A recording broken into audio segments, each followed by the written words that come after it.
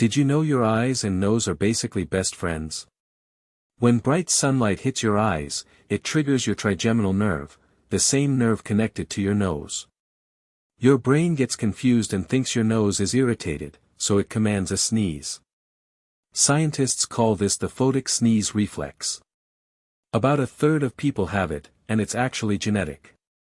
If your parents sneezed in the sun, you probably do too.